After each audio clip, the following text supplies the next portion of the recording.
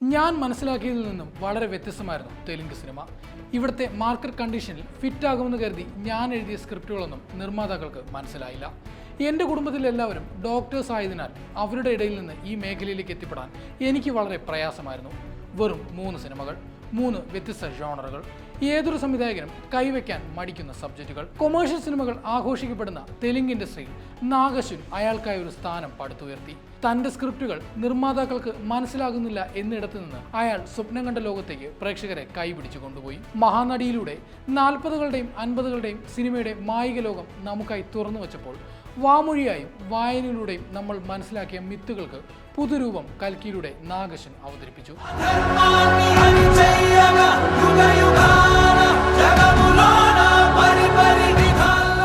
ഡിഗ്രിക്ക് ശേഷം New York film അക്കാദമിയിൽ ഡയറക്ഷൻ കോഴ്സ് പഠിക്കാൻ ചേർന്ന നാഗശ്വിൻ തിരികെ നാട്ടിലെത്തി അഡ്വർടൈസിംഗിലേക്ക് തിരിഞ്ഞു.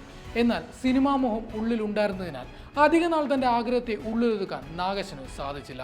നേനു മീകു തെലുസ എന്ന സിനിമയിലൂടെ അസിസ്റ്റന്റ് ഡയറക്ടറായ അശ്വിൻ വൈകാതെ തെലുങ്കിലെ സക്സസ്ഫുൾ സംവിധായകന്മാരിൽ ഒരാളായ ശേഖർ കമ്മുലിയുടെ അസിസ്റ്റന്റായി.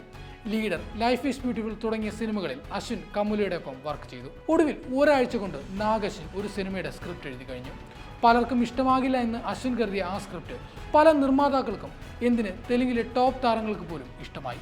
പണം സമ്പാദിക്കുന്നതാണ് ഏറ്റവും വലിയ നേട്ടമെന്ന് കരുതുന്ന ഒരാൾ ഒരു പ്രത്യേക സാഹചര്യത്തിൽ ഹിമാലയത്തിലേക്ക് യാത്ര തിരിക്കുന്നതായിരുന്നു ആ കഥ. ഒടുവിൽ 2015 ആ സിനിമ യാഥാർത്ഥ്യമായി. നാനി, വിജയ് ദേവരകൊണ്ട, മാളവിക നായർ എന്നിവർ കേന്ദ്ര കഥാപാത്രങ്ങളായ എവിടെ സുബ്രഹ്മണ്യം എന്ന സിനിമയായിരുന്നു അത്. തെലുങ്ക് സിനിമയുടെ യാതൊരു ഫ്ലേവറുമില്ലാതെ തികച്ചും ഒരു മനുഷ്യന്റെ തിരിച്ചറിവിന്റെ, അയാളുടെ യാത്രയെ ഒപ്പിയെടുത്ത ചിത്രം സൂപ്പർ ഹിറ്റായി. ഒരു ഫീൽ ഗുഡ് ട്രാവൽ മൂവിയായ എവിടെ സുബ്രഹ്മണ്യത്തിന്റെ വിജയം പിന്നീട് നിരവധി പാരലൽ സിനിമകൾക്ക് തെലുങ്കിൽ ജന്മം നൽകി. ആദ്യ സിനിമ വിജയമായതോടെ വലിയ ബാനറുകൾ, വലിയ താരങ്ങളുടെ ഡേറ്റുമായി എന്നെ സമീപിക്കാൻ തുടങ്ങി. അത്തരം സിനിമകളിലേക്ക് ഞാനപ്പോൾ പോയിരുന്നെങ്കിൽ ചിലപ്പോൾ അതെന്നെ അടുത്തൊരു ലീഗിലേക്ക് എത്തിച്ചേനെ. എന്നാൽ നാഗശ്വിൻ്റെ മനസ്സിൽ തൻ്റെ 2ാം സിനിമയ്ക്കായി ഉടലെടുത്തത് 50കളിലും 60കളിലും തെലുങ്ക് തമിഴ് സിനിമയെ വിറപ്പിച്ച സാവിത്രിയുടെ ജീവിതകഥയായിരുന്നു. അന്ന് വരെ കണ്ടിരുന്ന ബയോപിക്കുകളിൽ നിന്ന് വ്യത്യസ്തമായി ഒരു ട്രാജഡി കഥയായിരുന്നു സാവിത്രിയുടേത്. മാത്രമല്ല, ഒരു നായികയെ കേന്ദ്ര കഥാപാത്രമാക്കി ഒരു ബിഗ് ബഡ്ജറ്റ് സിനിമ ഒരുക്കുക എന്നതും നാഗശ്വിൻ്റെ മുൻപിലുള്ള പ്രതിബന്ധങ്ങളായിരുന്നു. സാവിത്രിയുമായി ബന്ധമുള്ള എല്ലാ വ്യക്തികളെയും കണ്ട് പുസ്തകങ്ങളും ആർട്ടുകളും വായിച്ച് 6 മാസത്തോളം നാഗശ്വിൻ മഹാനടിക്കായി മാറ്റിവെച്ചു. ഒടുവിൽ സിനിമ പുറത്തിറങ്ങി. നാഗശ്വിൻ്റെ മനസ്സിലെ സാവിത്രിയായി കീർത്തി സുരേഷ് തന്റെ കരിയർ ബെസ്റ്റ് പ്രകടനം പുറത്തെടുത്ത് മികച്ച നടിക്കുള്ള ദേശീയ പുരസ്കാരം നേടി. അന്ന് അതുവരെ ഒരു അർബൻ ബോയ് ഇമേജ് നിലനിന്നിരുന്ന ദുൽഖർ സൽമാനെ അല്പം നെഗറ്റീവ് ഷെയ്ഡുള്ള ജെമിനി ഗണേശനായി കാസ്റ്റ് ചെയ്ത് അവിടെയും നാഗി ഞെട്ടിച്ചു. മഹാനടി ഒരു ഡയറക്ടേഴ്സ് ഫിലിം എന്ന് വിശേഷിപ്പിക്കേണ്ട സിനിമയാണ്. പുതിയ ലോകത്തിന്റെ മാറ്റങ്ങളിൽ നിന്നുകൊണ്ട് പഴയകാലം നാഗശ്വിൻ പുനഃസൃഷ്ടിച്ചു. സാവിത്രിയുടെ കുട്ടിക്കാലം മുതൽ അവരുടെ അന്ത്യം വരെയുള്ള കാലഘട്ടം എഴുത്തിനൊപ്പം കാഴ്ചയിലും കൊണ്ടുവരാൻ നാഗശ്വിനായി. 40കളും 50കളും കടന്ന് 80 വരെ എത്തി നിൽക്കുന്ന സിനിമയിൽ ആ പഴയ ലോകത്തിന്റെ ഇരുപുറങ്ങളും കാഴ്ചയിലൂടെ പ്രേക്ഷകരിലേക്ക് എത്തിക്കാൻ നാഗശ്വിനായി. സാവിത്രിയുടെ സിനിമാ പ്രവേശനം മുതൽ ബ്ലാക്ക് ആൻഡ് വൈറ്റ് കാലത്തെ ചലച്ചിത്ര രൂപകൽപ്പനകളെയും കാഴ്ചപ്പാടുകളെയും അശ്വിൻ മഹാനടിയിലൂടെ നമുക്കൊരുക്കി തന്നു. 1948 വിജയവാഹിനി സ്റ്റുഡിയോയും സാവിത്രിയെ ഉന്നതിയിലെത്തിച്ച മായ ബസാറും ദേവദാസുമെല്ലാം നാഗശ്വിൻ മഹാനടിയിലൂടെ പുനഃസൃഷ്ടിച്ചു.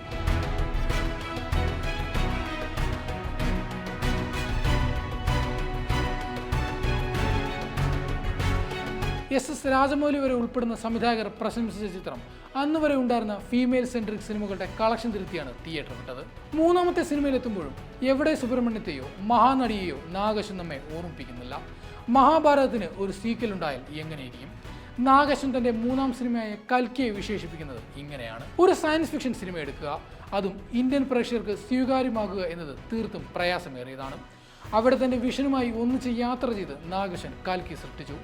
ബാഹുബലി, മഗധീര തുടങ്ങി ഫാന്റസി സിനിമകൾ തീർത്തും ഒരു ഇന്ത്യൻ ഫ്ലേവർ കാത്തു സൂക്ഷിച്ചപ്പോൾ അവയ്ക്കൊപ്പം ഹോളിവുഡ് സിനിമകളുടെ സ്റ്റൈലും വിഷ്വൽ ഗ്രാമറും നാഗശ്വിന് കൽക്കിയിൽ പ്രചോദനമായിട്ടുണ്ട്. ഒരു ദൃശ്യവിസ്മയം, അതാണ് കൽക്കി 2898 AD. മഹാഭാരത യുദ്ധത്തിൽ നിന്ന് ആരംഭിച്ച് വറ്റിവരണ്ട ഭക്ഷണവും വെള്ളവും ലഭിക്കാതെ മനുഷ്യർ തമ്മിൽ തല്ലുന്ന പുതിയ യുഗത്തിലേക്ക് വിഷ്വലുകളാൽ നമ്മെ എത്തിച്ചു. അതിസൂക്ഷ്മമായി മെനഞ്ഞെടുത്തതാണ് കൽക്കിയിലെ കാശിയും ശംബാലയും കോംപ്ലക്സും. വറ്റിവരണ്ട ഭൂമികയിൽ നിന്ന് യുദ്ധകളത്തിലേക്കുള്ള സിനിമയുടെ ട്രാൻസിഷനും പ്രശംസനീയമാണ്. അതിസൂക്ഷ്മമായ ഡീറ്റെയിലിങ്ങിലൂടെയും കഥ പറച്ചിലൂടെയും നാഗശ്വിൻ കൽക്കി സിനിമാറ്റിക് യൂണിവേഴ്സിന് അടിത്തറ പാകിയിരിക്കുകയാണ്. പ്രഭാസ്, ദീപിക പദുകോൺ, അമിതാഭ് ബച്ചൻ, കമൽഹാസൻ തുടങ്ങി വൻ താരനിരയുള്ളപ്പോഴും താൻ നിർമ്മിച്ചെടുത്ത ലോകത്തു നിന്ന് നാഗശ്വിൻ വഴിമാറുന്നില്ല. ഒരു വിഷ്വൽ ഗ്രാമർ ഉണ്ടാക്കിയെടുത്ത് VFXന്റെ നൂതനമായ സാങ്കേതിക വിദ്യ ഉപയോഗിച്ച് തുടക്കം മുതൽ നാഗശ്വൻ കാശിയെ രൂപപ്പെടുത്തിയിട്ടുണ്ട്. കൽക്കി സിനിമാറ്റിക് യൂണിവേഴ്സിലെ ആദ്യ ചിത്രമെന്ന നിലയിൽ കൽക്കി 2898 AD മികച്ചു നിൽക്കുമ്പോൾ വരാനിരിക്കുന്ന നാഗശ്വൻ വിഷൻ ഒട്ടും പിന്നിലേക്ക് പോകില്ലെന്നത് ഉറപ്പ്.